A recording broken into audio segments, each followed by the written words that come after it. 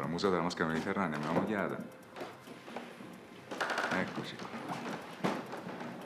Bello, eh? Questo è uno dei musei più importanti, è dedicato a maschere di questo tipo. Forse il più importante in Italia. Ci sono maschere non solo della Sardegna, come in questa sala, ma anche un po' da tutte le parti del mondo. Salvatore, Ehi. cioè viene a mamma mia della mia visita. Gianluigi, come Come stai? Bene, tu? Tutto bene, grazie. Bene, bene. Ti presento una mia amica, Anna. Ciao Anna, Viene ho dalla sentito Germania. parlare di te, Piacere. Salvatore. Come Gianluigi, stai? Gianluigi non solo è un valido aiutante sul campo, mi dà una mano nelle mie esplorazioni archeologiche, ma è anche il direttore proprio del Museo delle Maschere qui a Momogliata. Quindi insomma ci dai una mano a capirne qualcosa. Perché ce ne sono talmente tante che io non saprei veramente Ma da che parte. volentieri. Ti trovi adesso nella sala dedicata alle maschere della Sardegna. Sì.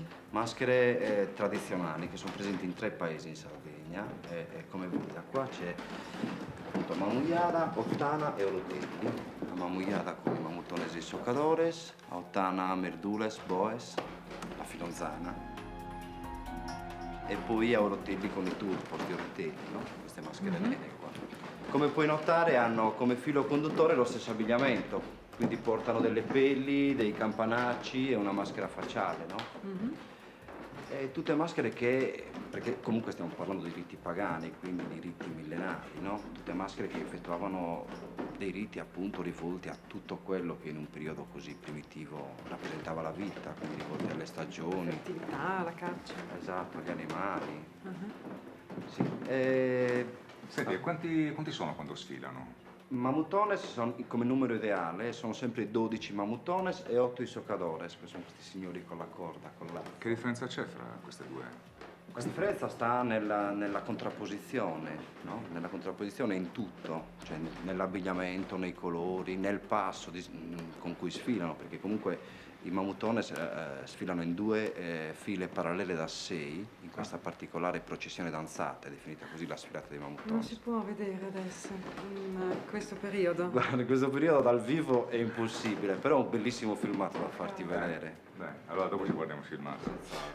Allora, mi abbiamo detto sono 6, lui cammina al centro e che fa sto lazzo? No, non è che camminano al centro, Salvatore, loro stanno attorno, sono 8 che stanno attorno a queste 2 file parallele, fungono quasi da scorta, cioè li accompagnano in tutto il loro percorso, perché il discorso dell'essere così diversi non è tanto un discorso che li separa, ma è un discorso che li unisce.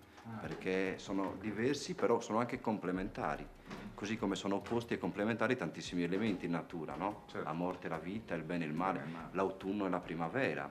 Ecco alla fine qual è il significato vero. Senti, questa è la sala delle maschere sarde, però so che avete inaugurato una bella sala dove sono riunite un po' tutte le maschere che invece vengono da altri paesi. Mi trovo abbastanza informato. Diamo un'occhiata? Sì, senti. Dai, vedi.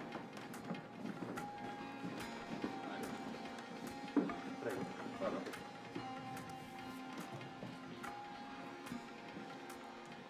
Allora, Sono spaventose. sì. Questo è come paura. Questa è la sala dedicata alle maschere del Mediterraneo, facilmente deducibile dal mare che viene proiettato per terra.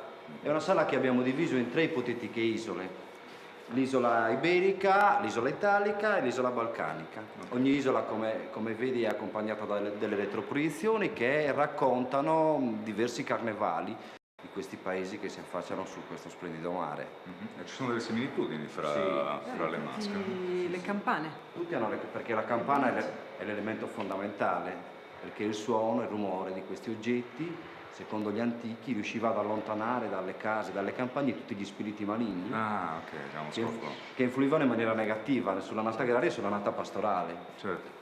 Esatto. Vediamo un po'. Guarda, ti posso dire da subito che le maschere più importanti presenti in questo museo sono queste 2, che vengono dalla Grecia e si chiamano Gheros e Corela. Ah, ecco. Sono 2 maschere importantissime che già l'Alziator nel 57, quando scrisse il libro Folklore sardo, li descrisse proprio come l'equivalente del mamutone sardo, cioè col Gheros identico ai mamutones, questa figura cupa, con questo passo così pesante e cadenzato, e la Corela invece è una figura più snella, più colorata, più identica ai nostri soccadores. Bello. Positivo. Senti, prima ci hai parlato di un filmato, perché non ce lo guardiamo adesso? Diamo un'occhiata e ci vediamo un po'. Volentieri, Perché non possiamo vederlo al vivo, però loro hanno un bellissimo filmato. Ce lo andiamo a vedere? Sì, andiamo. Dai.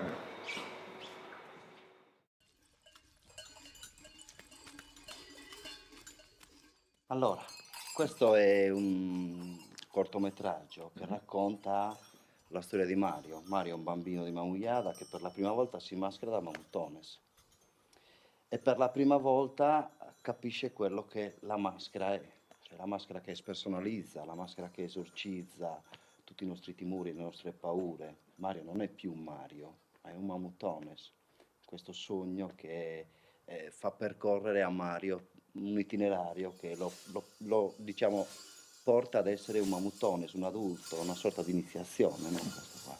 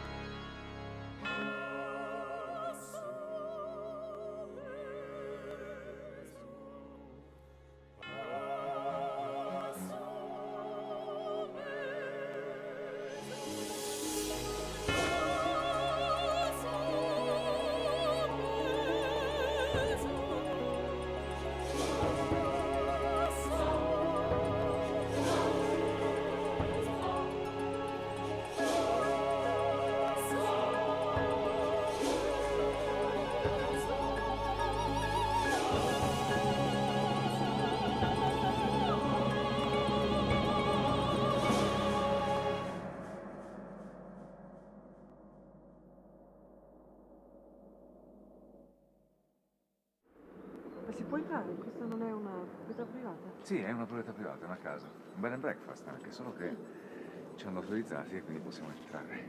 E questa è proprio la curiosità del posto, perché Qui a Mamoiada stavano facendo gli scavi questi signori che hanno la proprietà, stavano costruendo la loro piscina, stavano scavando e hanno trovato la stele, che è alta più di 2,60 m, ma in realtà è interrata di 1 metro per poterla reggere. È stata ricollocata perché l'avevano trovata orizzontale, l'hanno rimessa in piedi ed è una pietra molto importante. In realtà è una delle più belle, ha delle connessioni straordinarie con altri paesi europei, con gli stessi disegni concentrici, vedi sì? questi cerchi che rappresentano proprio il ciclo di morte e rinascita.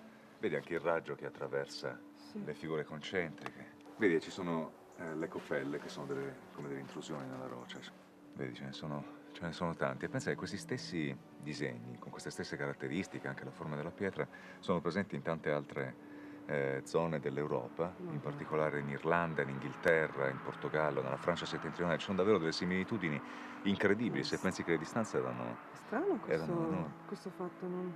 Sì. Sembra che non possa essere un caso. No, non può essere un caso, infatti, perché si pensa che all'epoca, proprio nel Neolitico, le popolazioni si spostassero molto. Questa è un'ulteriore importante testimonianza proprio delle migrazioni delle genti del periodo, anche se è curioso perché non abbiamo idea di come si spostassero, di quanto tempo ci volesse per arrivare nei posti. Sembra anche un riferimento astronomico, no? O no? Sì, c'è sempre un riferimento anche astronomico in tutti i riti del periodo. C'è sempre un riferimento anche al movimento delle stelle, alla collocazione dei pianeti. E spesso la posizione che avevano anche i monumenti era proprio determinata dalla posizione delle stelle.